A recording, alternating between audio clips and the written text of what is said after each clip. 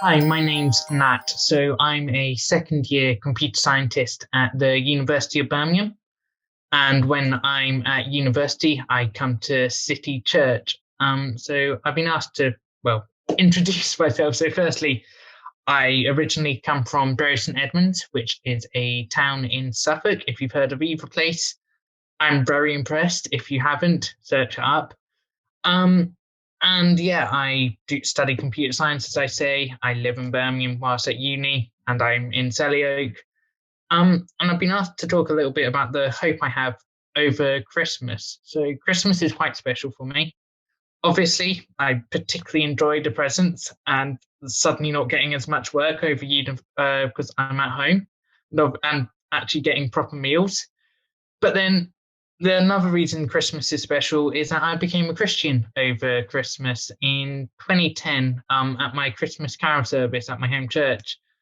Um, I heard heard about Jesus. I grew up in a Christian household, but I didn't. I knew when after my pastor did his sermon, his small evangelistic talk, I didn't put hadn't put my trust in Jesus.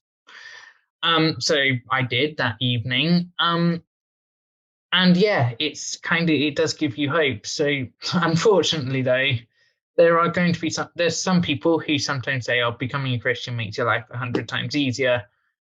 Me and my family are pretty much living proof that's not true. So this year's been a bit rubbish. I think we can all agree with COVID and everything.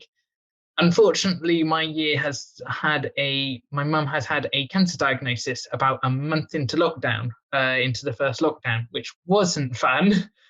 Um, and including other things with my family. It's it's been really difficult this year.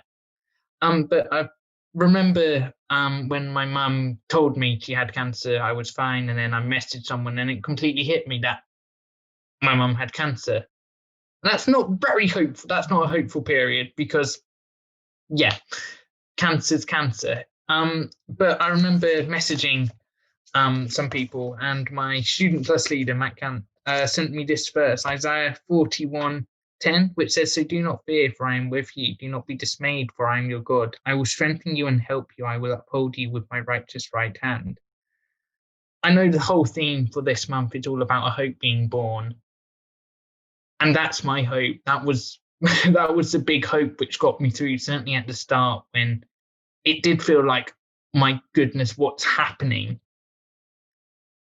I knew God was with me. I knew God, it wasn't like Jesus had suddenly cut me off. He was still with me. He's gone through suffering. He knew what I was going through. And he would strengthen me. And God promised Israel back then in Isaiah's time that he is with them, so they do not need to fear. And that's the same for me.